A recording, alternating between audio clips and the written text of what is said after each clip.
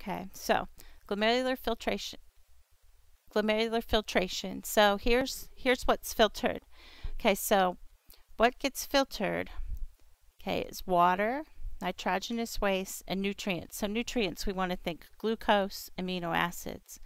Okay, big molecules like formed elements, red blood cells, white blood cells, platelets, big plasma proteins. Those guys stay in the blood. You don't want those to end up in your urine. Blood in the urine is not a good thing. Protein in the urine is not usually a good thing. Okay, so what's filtered and what's not? So materials that stay in the blood are proteins, platelets, red blood cells, white blood cells, things that are bound to the plasma proteins can stay in the blood.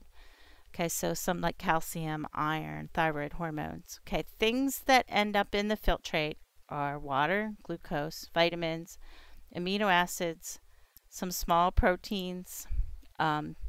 Uh-oh, wait a minute, I lost the screen. Let me make sure I didn't. Is it still recording? Yes, it is. Okay, hold on.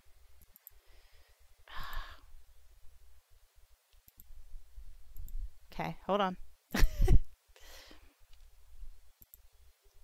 Now it, okay. So, sorry. Ions, here's things that you want in your urine. Things you don't want in the urine are these things up at the top, things that should be staying in your blood. Okay, now if you have kidney disease, it can damage that membrane, the filter, and proteins and blood cells can go through. So that's when you end up with proteinuria, so protein in your urine. Hematuria is urine in your urine, blood in your urine. Okay, now the way that we regulate the filtrate is due to the way we regulate the amount of filtrate we make is kind of cool. So it's kind of like the nephron actually regulates itself. Okay, so the little arterioles that come into it, they can change in size. Okay, so if the filtration, if we're making too much filtrate, what happens? Okay, there are little cells in here that are called macula densa cells, and they'll detect it and they'll tell the afferent arteriole to constrict, and that'll slow it down.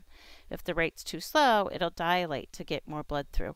So the nephron is really self-regulating, because what we want is to always be making some urine, because we don't want that nitrogen to be building up in our blood.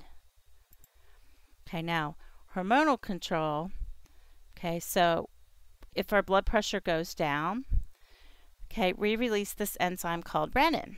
Okay, and renin converts a protein that's released from the liver called angiotensinogen to angiotensin 1. Okay, now the lungs make an enzyme called ACE, or angiotensin converting enzyme. So angiotensin converting enzyme takes angiotensin 1, makes angiotensin 2, and what angiotensin 2 does, okay, is it's going to cause vasoconstriction, and it'll reduce urine production. Okay, now tubular reabsorption and secretion. I know that was a big picture. We might have to go back to this and explain it more later. Okay, tubular reabsorption and secretion. So I want you to remember, reabsorption means it's going from the urine to the blood. Secretion means it's coming from the blood to the urine. So some places they say you have to secrete in order to excrete. Okay, so many things are reabsorbed. Okay, so most of our water is reabsorbed. The glucose and amino acids should be reabsorbed. Salts are reabsorbed. If we secrete, okay, we're trying to get rid of more things. So we're trying to get rid of drugs and hormones that might be in our blood, hydrogen, the creatinine. Those are things that we're trying to secrete. Okay, now, if we talk about how this whole process works, there's a concept called transport maximum and the renal threshold. Okay, so the transport threshold really is the maximum amount of a substance that can be reabsorbed. So how much can be picked back up? Okay, so in our body, so in here, okay, there are transport proteins. Okay, so we need those transport proteins to reabsorb. Okay, so normally, okay, if we talk about glucose, glucose is filtered through. Okay, so glucose ends up in that filtrate. We have transport proteins in here that if our glucose level is at the normal level, which is 220 milligrams per deciliter, if we have the right amount of those transport proteins, we're going to be able to reabsorb all the glucose, and no sugar is going to end up in our urine. If we have too much sugar in our blood, so if somebody has diabetes mellitus, okay, we have too much sugar in there. So we end up with too much sugar in our blood, which I just said that again, and we don't have enough proteins to get the glucose reabsorbed. So the glucose overflows and ends up in the urine, and that's called glycosuria. So glycosuria means you have glucose in your urine, and that's caused by diabetes mellitus. So what we've really done is we've exceeded our transport threshold. Okay, so we exceeded the maximum amount of substance that can be reabsorbed. Okay, now, how do the kidneys maintain homeostasis? So how do they work with your body to keep everything together? So one thing is they're going to excrete waste. So we're producing these wastes and they're excreting it so that we can get rid of it. Okay, it helps regulate our blood volume, and it's going to help regulate our blood pressure. Okay, so if your kidneys aren't working, if you have renal failure, somebody's in kidney failure, they're going to retain a lot of water. They're going to help regulate the pH balance of the blood, and they also assist other systems. So they're part of the endocrine system, the cardiovascular system, skeletal system, muscular system, nervous system, digestive system. Okay, now, how do we maintain blood volume and blood pressure? Okay, so one way that we maintain blood volume and blood pressure is by reabsorbing salt. Okay, so wherever salt goes, water follows. So if you reabsorb salt, that's going to increase your blood volume. Okay, so there's two hormones that work on this system. So one is called aldosterone, and I always remember it by, okay, so sodium, it's going to regulate sodium, so SOD, so you see the SOD, it's backwards. And it's actually a sodium retaining hormone, so it's SOD, and then there's retaining, RET. Okay, so sodium retaining. So what aldosterone does is it causes us to excrete potassium but reabsorb sodium. So the water's going to follow the sodium, and that's going to increase our blood volume. Another way that we kind of maintain our blood pressure is with atrial natriuretic hormone. Okay, so they're calling it ANH.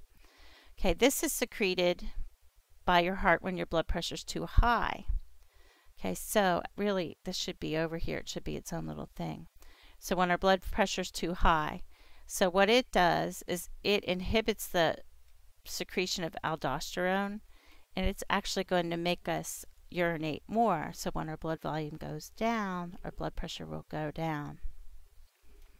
Okay, now we have to establish a solute gradient, okay, in the medulla, and that's going to be important because that's how we're going to reabsorb a lot of water, so we're not urinating a lot of water. So the reabsorption of water is due to this solute gradient. So what happens is water is going to leave the descending limb of the loop of the nephron, and then antidiuretic hormone can cause us to reabsorb water. So let me show you here in this next picture. Okay, so the way that we regulate our water balance in the kidneys is kind of like this. Okay, so here's the glomerulus, okay, and here's the proximal convoluted tubule. Here's the distal convoluted tubule, okay, and then here's the nephron loop. Okay, now this side, the descending limb of the nephron loop, is permeable to water, but it's not permeable to salt. This ascending limb of the nephron loop is not permeable to water, but it's permeable to salt.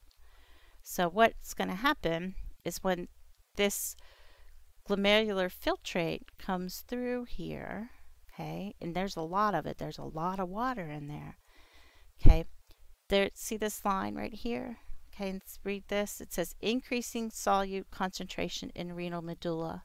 Okay, so in the middle, okay, of the kidney, in the medulla, the salt concentration goes up as you go down.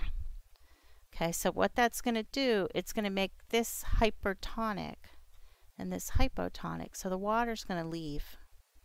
Okay, so what happens is the water leaves here. Okay, and we reabsorb, we're going to reabsorb water. Okay, and then we don't want the urine to be too concentrated. So what we end up actually doing is taking the salt back out. Okay, and then when we get to this DCT, okay, and the collecting duct, this is where antidiuretic hormone is going to work. And antidiuretic hormone is, we're going to take the water out. Okay, and antidiuretic hormone is going to insert some channels if we need it. If your blood pressure's too low, antidiuretic hormone will be released, okay, and we'll put more channels in here for the water, and we can reabsorb more water. Okay, so if you go back here and look, antidiuretic hormone, okay, so this is a hormone that comes from the pituitary gland. Okay, a diuretic is something that makes you pee, makes you urinate. So antidiuretic reduce your urine output.